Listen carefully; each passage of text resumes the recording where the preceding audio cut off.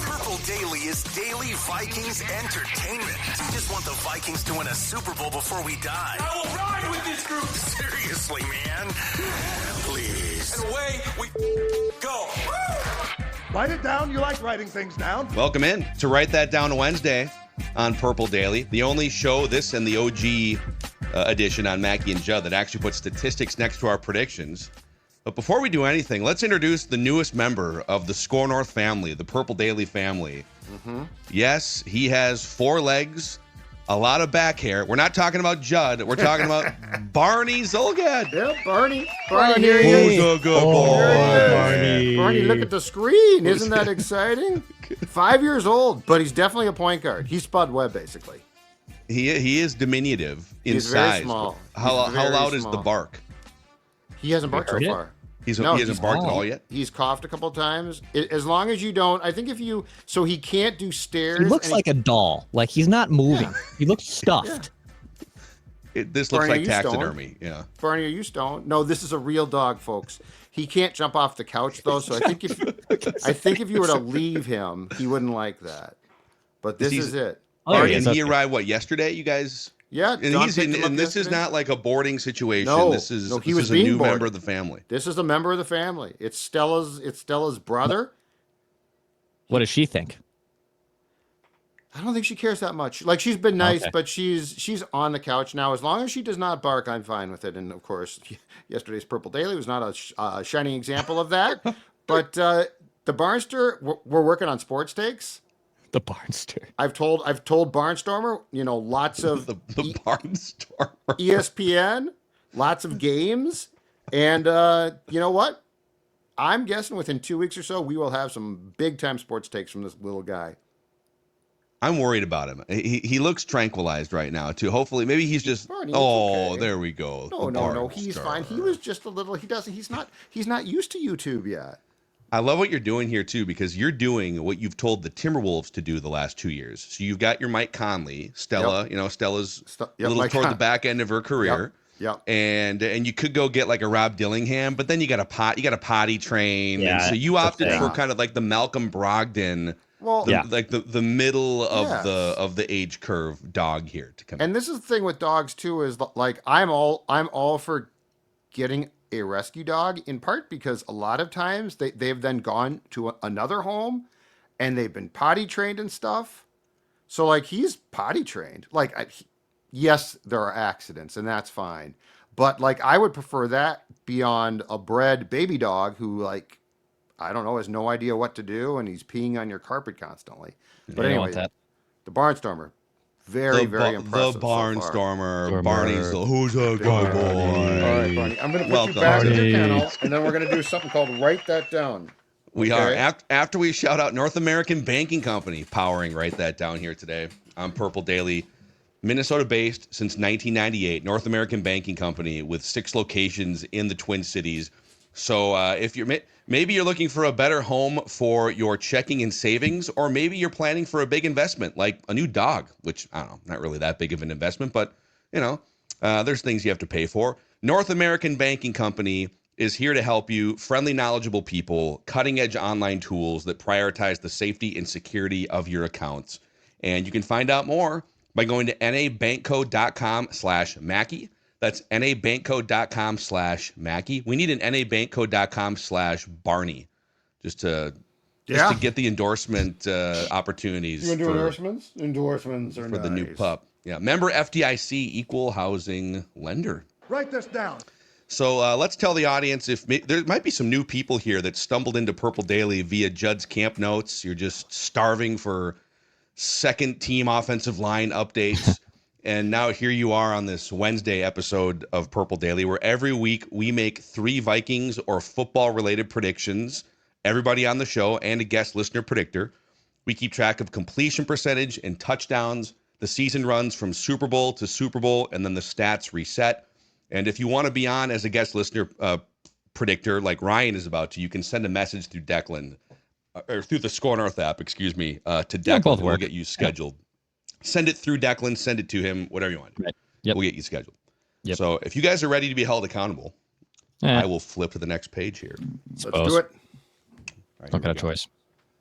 not a lot coming off the board because it's training camp season. So in the absence of things coming off the board, we'll highlight some things still on the board. So Judd, you said TJ Hawkinson will lead NFL tight ends in receptions based on the first week of training camp. How confident are you in this prediction? I think he's going to play a key role.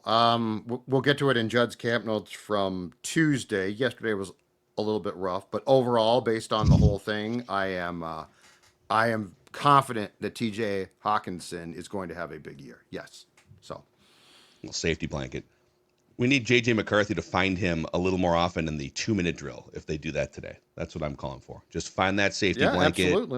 Absolutely. Yeah, we can discuss the 7-on-7 work in that drill on Tuesday. I said Theo Jackson will intercept a pass in one of the first 2 days of practice, documented by a reporter.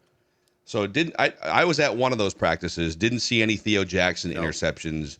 They weren't doing a whole lot of team stuff. But like more broadly, I feel like there's been a lack of Theo Jackson steam and updates in the first week of training camp.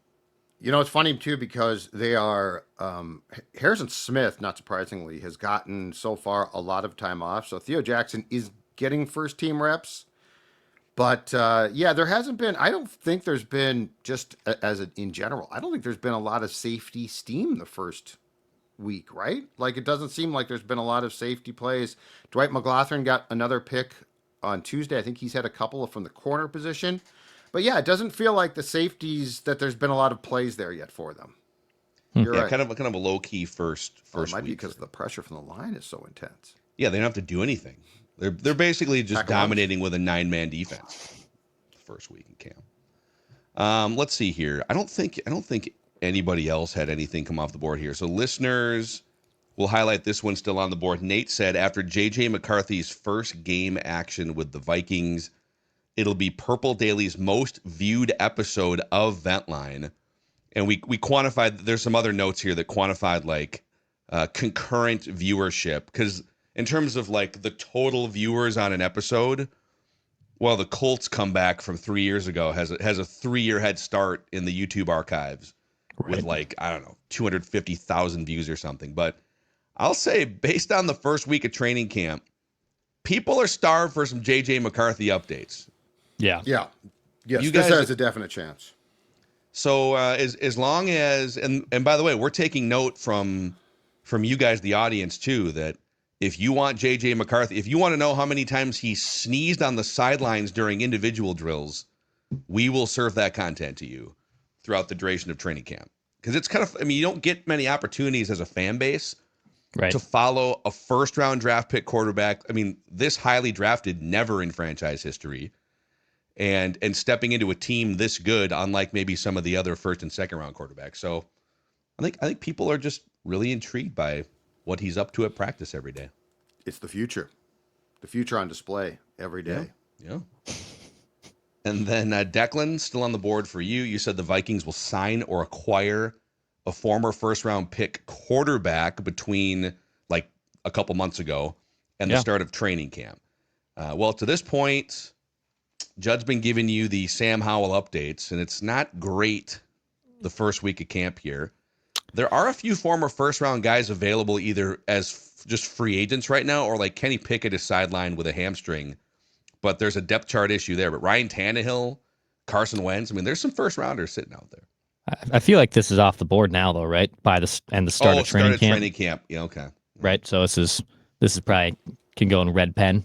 Yeah, that's my U of M education there. But it might not be off the board as far as just the general feeling about it by the end of training camp. So yeah, but yeah, well, I'm gonna update this. It's very minimal reading required to graduate from the University of Minnesota. Hey, apparently, don't you don't have to ask me about St. Cloud State. That's okay too. So no stones thrown. Can't believe you guys paid for college degrees. Judd recognized after the first 5 minutes of the I got through like my first journalism class. I'm like, yeah, oh no. So the stats you see on the screen are not quite fully updated here, but I'm at 55.6% because of the Declan gaffe there in math. And then Judd's at 45.5%. Declan's actually at 34.7%, and then listeners at 31.3%. The touchdowns are accurate. Judd and I both have 3 touchdowns apiece. Declan with 2. Listeners yet to score a touchdown on the season.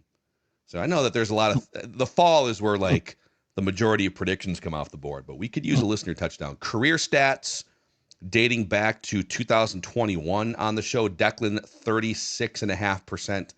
Judd and I each at 35%. Listeners 24.3%. I have one more touchdown, 61, than the listeners at 60. Declan 55 touchdowns. Judd with 50. So there's your accountability session, gentlemen. Let's get Ryan in here. Our guest listener predictor making his return to Purple Daily. Write that down. Ryan, what's going on, man? Oh, it's a happy Wednesday. Are you gearing up for the season here? Are you based in Minnesota? Yeah, I'm in Minnesota. I'm in Rochester. Okay. Are you getting up for any training camp or any games in the regular season? I don't think so. I wanted to go this weekend, but most of my Viking fan friends are working or something like that. So, okay.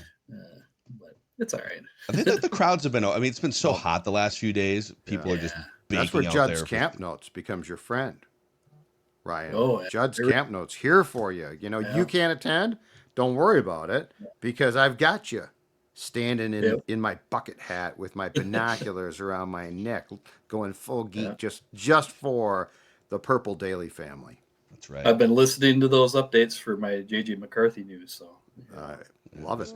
Mainlining JJ McCarthy updates. So, Ryan, give us your just general thoughts on the upcoming season here. Where are you at? How optimistic are you about the 2025 Vikings?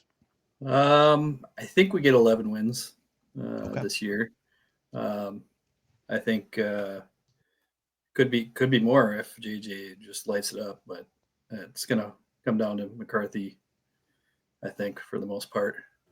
But I've been listening to your guys' defense. The defense has been pretty incredible. Lots of people have. Yep. Yeah. That's been a popular segment, the defensive segments. I think the question now too is this though: do they win their first KO playoff game? Because if they get in the playoffs, I don't really I don't want 8 wins or something like that. I'm not saying that, but if you get 10, 11 wins, that's great. It could certainly come down from 14. But I think the real question is now, and I think where the pressure resides is, do you get your first playoff win? Do you finally, because the odds of getting the first round bye now are so difficult because it's just the top seed. It used to be top 2 seed. So that's like my big question. Because I do think there is now some pressure there. I do think that has become a thing of, if you go back to the playoffs and lose for a third time, people are going to start to say, it's great. You're good in the regular season, but you get that first playoff win. I do think they have to win a playoff game. I mean, I don't know. When's the last time we've won a playoff game? Was it 19? 2019 at New Orleans was New Orleans. And then before that, it would have been 2017.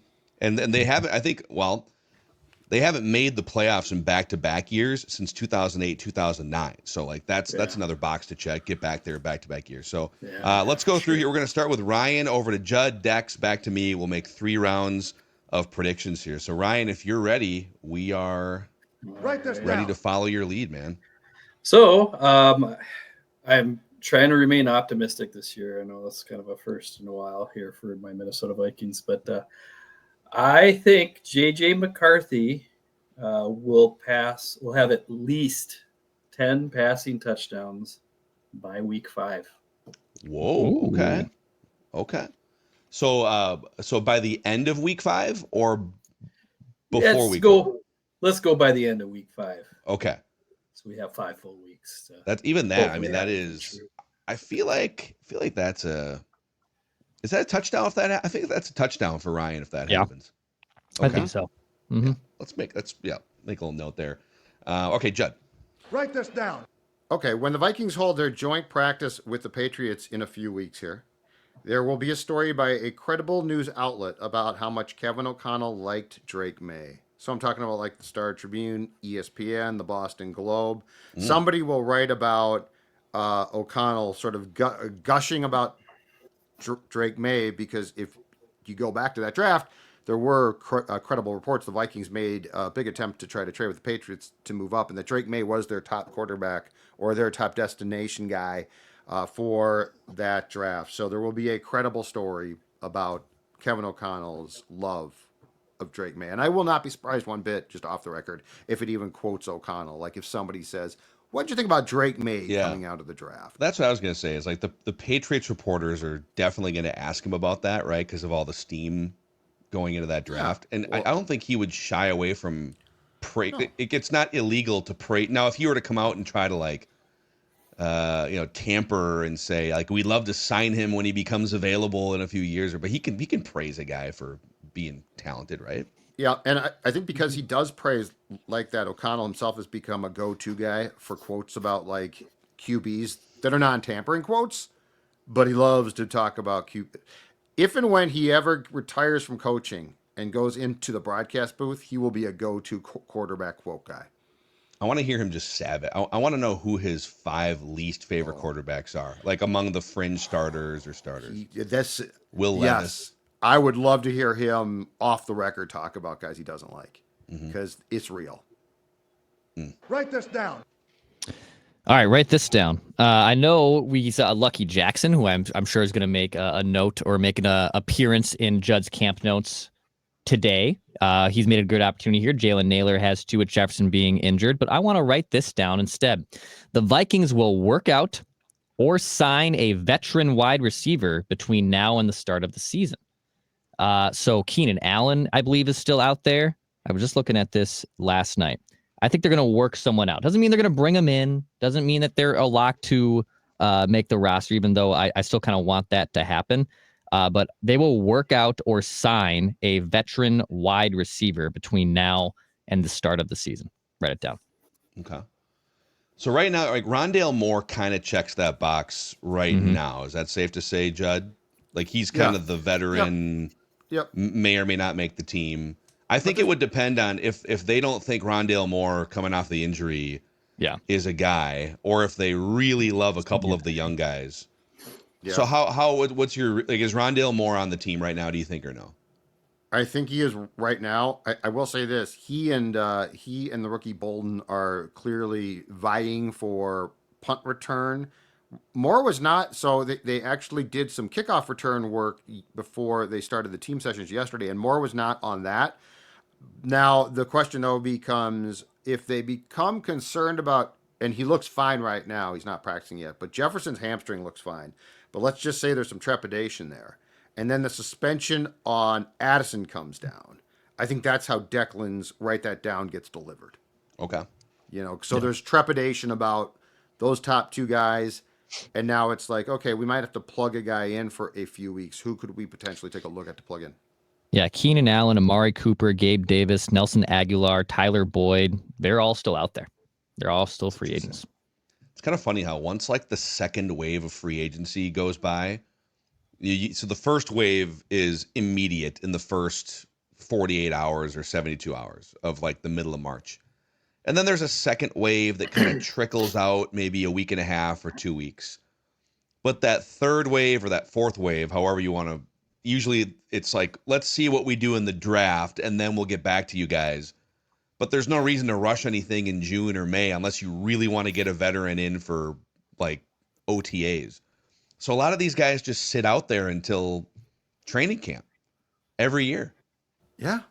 Well, and plus they don't get paid game checks right now. It's not like they're being paid. So if you're a veteran guy who might, it makes more sense for you to wait for the demise of a colleague, right? Because then you come in and you sign a contract. And so, I could see that the two positions where what Declan just said, I could see being very viable are cornerback and wide receiver. Write that down. Okay, write this down. So just quick question. So I'll be out there with you today at practice, Judd. Yesterday, did they do the 2-minute drill at the end of practice again or no? No, they did situational instead. Okay. So they did situational drills where the quarterback has like one or two, often one opportunity on like third down, and then they either kick a field goal or they punt. So the only situational work like red zone wise was 7-on-7, but I would expect that we will get a 2-minute drill again today. Okay. And that's what my prediction is about that. And hopefully it happens today here. Write this down. JJ McCarthy, my guy, JJ McCarthy, will lead a scoring drive in the next 2-minute practice drill. And so and I'll define that further by, because they only got one crack at it 2 days ago. Maybe they get 2 cracks, maybe they get 3 cracks. I'm saying somewhere in the 2-minute portion of practice, whenever that is, however many cracks he gets, he will lead at least one scoring drill. Is that fair? Like, yeah, but does that make sense? So if they get like some yardage, okay, but then they don't kick a field goal and they don't score, like if they just end it, does that make you incorrect? Don't they usually kick the field goal at the end of that drill? It depends on what the goal of the drill itself is. Like they do at times, but I just feel like we're seeing in certain predicaments where they'll just go 3 downs. If it works, it works. But it's all like they'll bring the ball back to a place. I'm just bracing for, because you're saying he's going to be successful. Mm-hmm. Okay, and I'm bracing for there's no actual touchdown. There's no points put up because of it. Well, but they finish the point of the drill is to finish the drive somehow, right? Like, or never would they catch a first down pass at the 9 and then be like, oh, the drill's over. They would either finish until the defense shuts them down. Are you saying that they just might not kick the field goal? Yeah, I'm saying that they might not kick the field goal. But okay. I'm just trying to protect you here. So if you're comfortable with it, just roll with it and assume that they will kick the field goal. I could either take on the risk within this prediction of them not kicking a field goal, which would just be on me and I'd be wrong with this prediction. Or I could add some insurance to it and make Declan's job harder to log this lengthy prediction and say, if they don't kick the field goal, then the drive must end inside the 20-yard line, not via 4th down. You know what I'm saying? Like if it ends on 4th down, then it's a failed drive. But if they stop it after, like, let's say it's 3rd and 10 inside the 20. Right, which they probably wouldn't. Yep. Okay. Or we'll say drive ends inside 20-yard line. Okay. And then I was just going to say, how about a touchdown? Like, how about they lead them to a touchdown? This defense is pretty ferocious, Dex. Okay. Yeah. Ideally, that's here. it. Yeah, they moved backwards 15 yards the last time they did this. So how about we get it to the 32 and make big? I'm just saying there's a lot of gray area. So and there views and stuff. So I was just trying to make it more black and white of touchdown, not a touchdown, 25-yard line, 18-yard line. Field goal. Like there's a lot of trap doors here, and I'm just trying to make sure we all are on the same page. I think we'll kind of know it when we see it here today, and we can, Judd's camp notes will be there. We'll figure it out. Write that down. Back to Ryan for your second prediction. Alrighty. Well, speaking of that ferocious defense, write this down. I think Dallas Turner is going to go gangster on us and have at least 1 pick 6 this season. Let's go. I mean, he almost had one yesterday or 2 days ago. Yep, I could totally see this. Full team. He looks really good in camp. He does. Well, I mean, again, it goes back to, he's a bust. Okay, well, first of all, it's his first year. Like, Byron Murphy Jr. came here as a veteran, and in his first year, I thought looked like he's fine, but he's not great. Second year, he looks damn good, and now he's been a star at training camp. So I'm just telling you, when you sign up for the Harvard defense of the Midwest, that Brian Flores is running a masterclass in defense, I think it takes some time, especially when you're a young man, to understand what is required. Stansbury is the Harvard of the East. Write this down. Back to Judd. All right. So our guy Thor is reporting, I guess, that JJ McCarthy will only play in the preseason opener. So off that, write this down. He will play 2 series in the game, the preseason opener against the Texans, and that will be it. So JJ McCarthy will get 2 series. I looked this up. Darnold got 1 last year, but I think it was a scoring drive, and it went on. So it was so that's the risk I'm running here. But I think ultimately McCarthy gets 2 drives against Houston, and then we don't see him again until Chicago. Okay. And exactly 2? Exactly 2. Yep. Okay. Yep. I feel like that's a touchdown. Is that a touchdown? I think so. It's pretty specific, and and maybe they might change their plans too. Like. And if he leads a long, he also so many things could happen. If he leads a scoring drive, which is what I think Darnold did against the Raiders last year, but it was like 10 plays, he was done after that. So there is a chance if McCarthy has a great drive that they just say, okay, that's it. I'm going with he probably gets 5 or 6 plays first drive, no touchdown, and so 2 drives. And if they go 3 and out, he probably gets a third drive, right? Yeah, there's a lot of gray here. Okay. Write this down. Dex. I'm going to take something that our guy Warren Sharp said yesterday, and I'm going to write that down on it. The Vikings will score points in every single first quarter between the start of the season through the bye week. So they'll have points in every first quarter. So field goals, touchdowns, hell, I don't know, safety. Why not? But they'll score points in every single first quarter through up to the bye week. Write it down. Yeah, that was a really, really interesting nugget. I have it written down with my chicken scratch somewhere here, but it is in the 500-page season preview that he put out. That last year the game flow was a big thing where they had a huge plus margin in the first quarter. They were one of the highest scoring teams in the first quarter, and then the defense could play accordingly. And so what does it look like with a tougher schedule or just like the football gods going a different direction if you're down 10-0 or down early in these games? Game flow was a huge reason for why they won 14 games last year. And so it is a valid, but there's been the YouTube comments, much not quite to the level of the Ross Tucker episode, but anytime a national person comes in and shines a light on something that might not suggest the Vikings are going to win 12 games this year, I think people get a little sensitive. But Warren Sharp was bringing data and, hey, this might regress, so you got to I do like that he brought like the other part of it, which is, hey, this thing might not be as good as last year. So what are the other areas where you're going to make up for that? And that's it's most important totally fair discussion. Ross Tucker also, by the way, did you guys see Dan Orlovsky's tweet today praising the Vikings? So Dan Orlovsky fired off this tweet. Ryan Kelly, Will Fries, Jonathan Allen, Javon Hargrave, both lines are better. Top 5 play calling tandem in O'Connell and Flores. If JJ is a average starter, the Vikings will be in the NFC title game. So Dan Orlovsky fired that. Let's get him on. Let's get him on and see if the fans like him. We've actually tried over the last couple of years and like schedules haven't worked out, but we should try again on Dan Orlovsky for sure. And then Ross Tucker chiming in on that tweet. Oh boy. So you quote, league average starter to win multiple playoff games against top 10 quarterbacks like Stafford, Hurts, Goff, Jaden Daniels. So he is he's not a big believer in JJ McCarthy. Yeah. Wow. But you could argue that a couple of the guys that he named there, Jared Goff went to a Super Bowl when he was maybe a below league average quarterback driving a football Mercedes in that Sean McVay system, 8 years ago? Or was it 2018? You had a young Jared Goff who's not as good as he is now. Like the version you see now is a top 10 quarterback, I think, but also is propped up by great weapons. Yep. So like you could throw that argument back. And that's Super Bowl. Orlovsky's argument is not even Super Bowl, it's NFC Championship game. Right. Was Case Keenum a top 10 quarterback when the Vikings went to the NFC Championship game in 2017?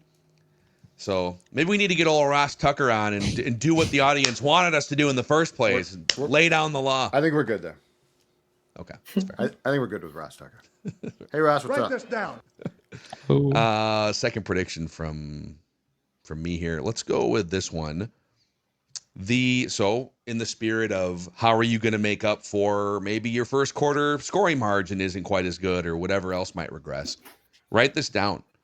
The Vikings defense will be better than last year's Vikings defense in either yards per play or points per game allowed. So they were 5th and I think 9th in both those categories. So they will improve in one or both of those categories in 2025. Off the record, I think there's a chance this Vikings defense could be the number 1 scoring defense in the league. Oh, yeah. I don't think that's out of the realm of. And by the way, just to be very clear, I don't care about the yardage.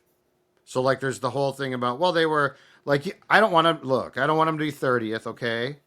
But if you are in the top 15, for instance, in yards against, depending on situations and stuff, because it doesn't take into the context of that. If you are number 1 in scoring, which I could see.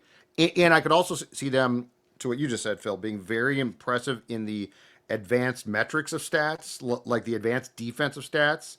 But the scoring defense, if you were to tell me right now that they're going to be the top team, I would not be surprised. And I also like total yardage can sometimes be skewed because if the opposing team runs more plays because they're trailing or they're whatever, then like they're going to rack up more yards. Yards per play is the better yardage metric. Yep. Because if you're like 25th in yards per play, by the end of a season, you're probably not going to be a top 5 scoring defense. So I'm with you on the total yardage discussion that can be a little Write this down. skewed. Ryan, your third and final prediction, sir. All right. So that defense, I think, is going to help us out a little bit here. But the 2025 Vikings will win at least one playoff game. Okay. Off the schneid, Kevin O'Connell. For sure. And if they win 2, then you can jump on Twitter and clap Ross Tucker. That's right. Glorious. Told you so. That's right. How's that league average quarterback looking in the NFC Championship game? So great stuff, Ryan. Since you've got this life-altering platform again here on Write That Down, would you like to shout out or thank anyone? Yeah, sure. Well, about a month ago, I was speaking with one of my lifelong friends, and his name's Travis. And I just said, you know, I'm going on Purple Daily in about a month, and I said, I'll shout you out. You know, Travis. Him and I would go into the backyard and throw some passes around, pretending we were like Randall Cunningham, Chris Carter, or something like that. Back when we were kids. Tiptoeing the landscaping edging. Tiptoeing. Oh yeah, tearing it up. You know. So, but that, and then always my dad, my brothers. Skull boys. We're gonna get a Super Bowl soon here. Love it, man. Amen. Ryan, good Alrighty. stuff. Thanks for coming on again, and Thanks, guys. We'll do it again sometime, man. Thanks, Yeah, Ryan. for sure. You take care. All right, guest listener, predictor Ryan there. So we'll make our final predictions here in just a minute. But MSP Plumbing, Heating, and Air Conditioning here for the audience all summer long. It's been a hot summer, man. Oh, yeah. And guess what? Now it's finally cooled down, and you're thinking, "Oh my God, thank God that the heat is gone." But guess what? It's July going on August. We're in for another heat wave, which means that if your AC is either on the fritz or it's just not working as effectively as you would like, you need to call my friends at MSP. $49 AC tune-up, an absolute no-brainer for a peace of mind to make sure that your house is as comfortable as possible. You do not want to go back to those hot and muggy days and an air conditioning system not working at full strength. Repairs, installs, reliable service. Also, their Total Comfort Club membership allows you to know that your home and your family is going to be taken care of all year around long when it comes to plumbing, heating, and air. Give them a call, 651-615-4292, or check out their website, callmsp.com. Call msp.com and make sure that your house for the remainder of summer and into winter with the heating is as comfortable as it should be. Also, we're coming up on Minnesota Renaissance Festival season. And Renaissance Festival is presenting Judd's Camp Notes throughout the rest of training camp. It's back in a couple of weeks here, August 16th through September 28th, weekends from 9 a.m. to 7 p.m. and Labor Day. And you can see actual Vikings there, too. Not like Jefferson, but I was gonna say, like bearded Vikings. Yeah. It's Garrett Bradbury. I thought you played for the New England Patriots that's now. Patriots Fest, actually. I love Renaissance Fest. You can throw axes, wield swords. The tasty turkey legs are probably the culinary highlight, if you ask me. And just a great, fun place to bring the family. Again, open weekends, 9 a.m. to 7 p.m., August 16th through September 28th. And you can get your tickets at renaissancefest.com. That's renaissancefest.com. Write this down. All right, Judley. All right. I'm going to continue a trend that I think I've done at least 2 of the past 4 weeks or so. Anyway, I'm drinking a little bit of, let's just say, Golden Gopher Kool-Aid. Wow. Just a little bit. Just some shot glasses of what they're serving on the University of Minnesota campus. So write this down.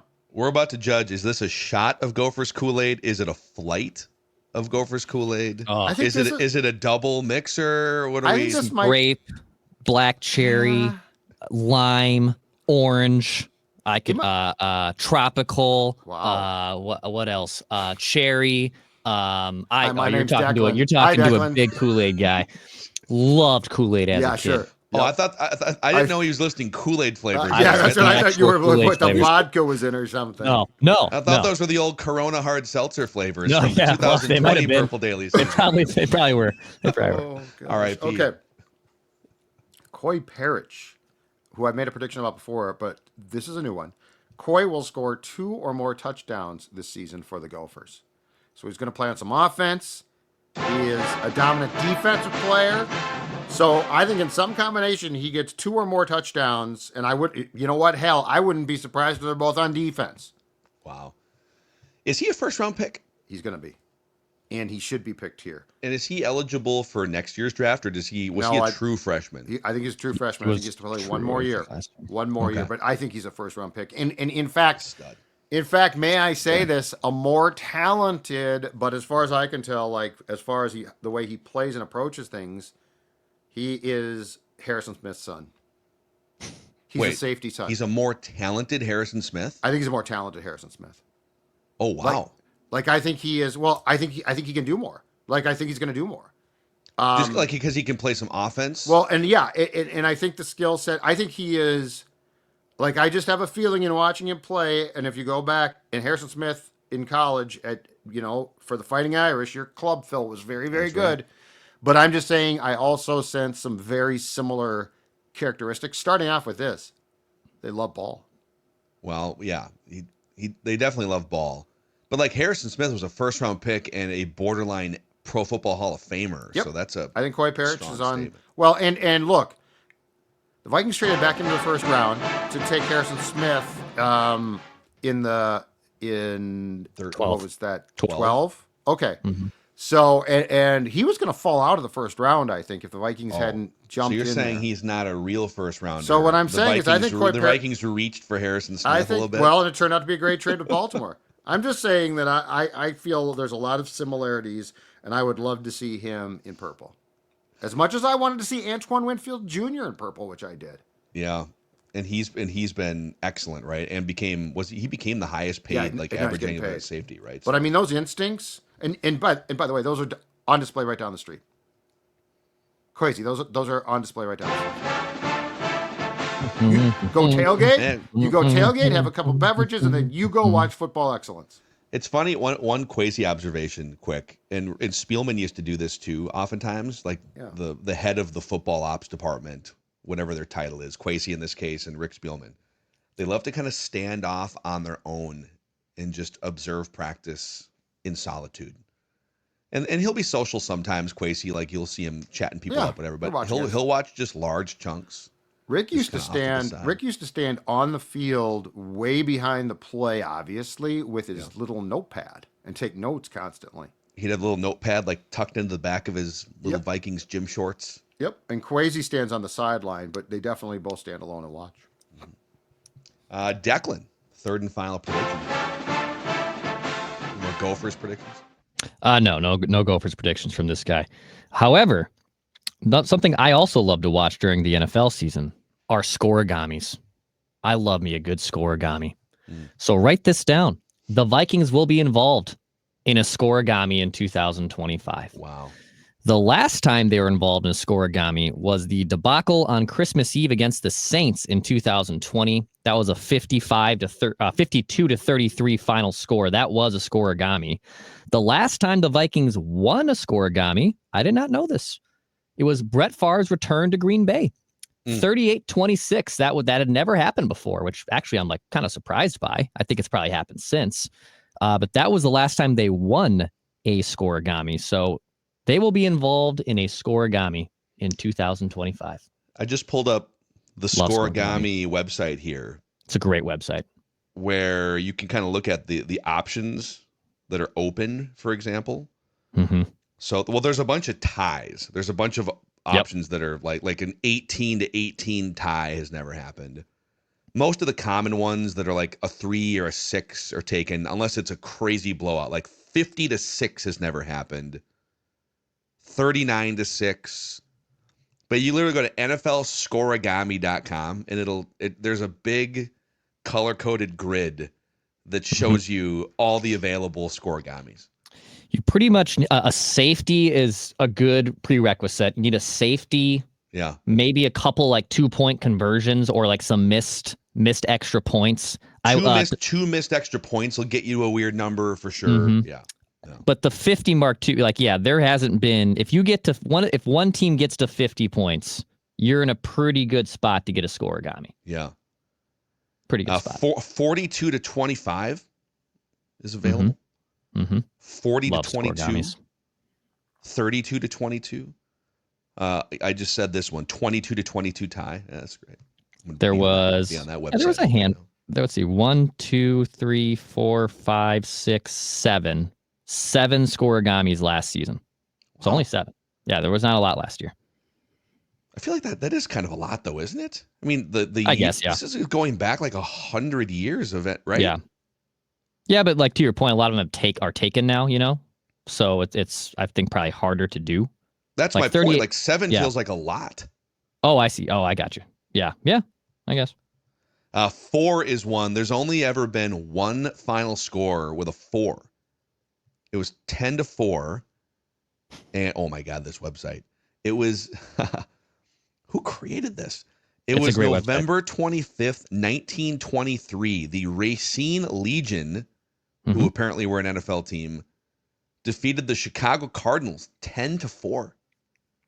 If you also click on the box scores, it'll take you right to Pro Football Reference to that game.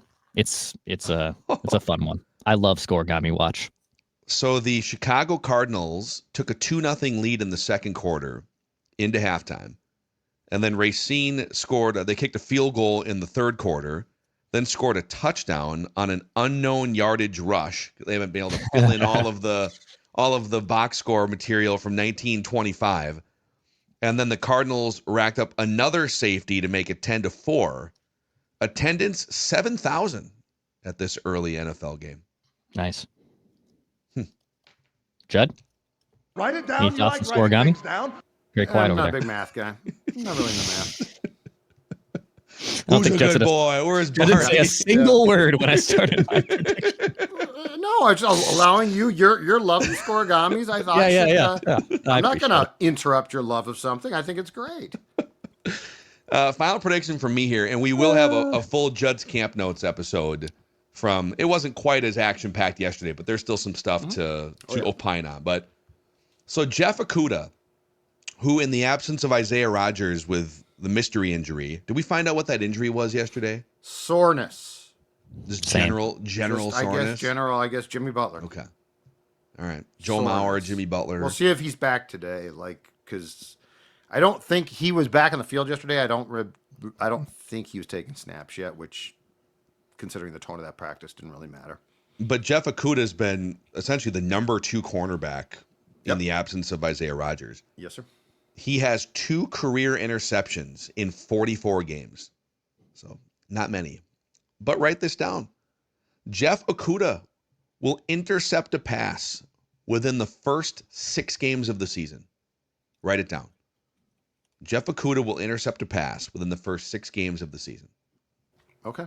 Because he has 2 career interceptions in 44 games and may not start by the end of this, is that a touchdown? No.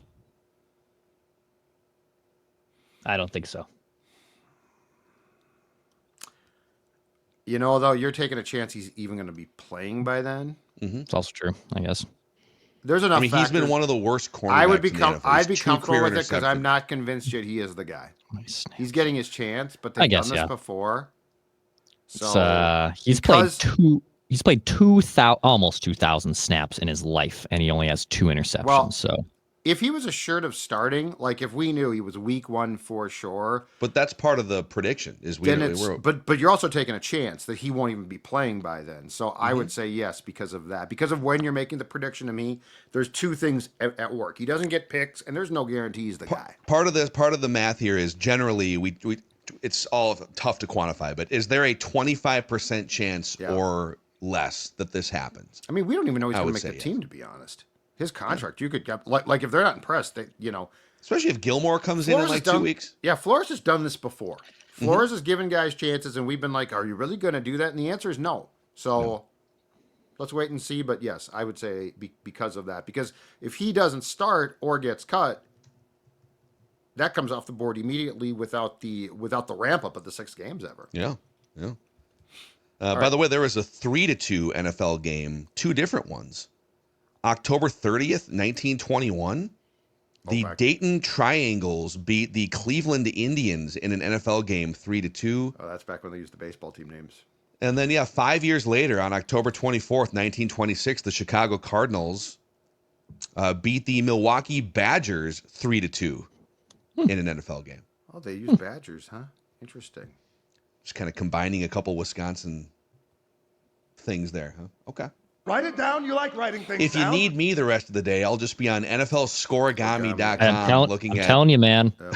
You get into the witching hour. You get into the witching hour. You get a safety involved. I am locked in on Scoregami, trying to figure out what are the possible scenarios. Also, when you're on the website, when the games are happening live, there is a percentage on every box score. It says what the chance is that this will end in a Scoregami. Oh, man. Let's go. Let's fire this up. All right, be on the lookout for more Judd's Camp Notes in a separate episode here, Purple Daily, where we just want the Vikings to win a Super Bowl before we die. So, yep.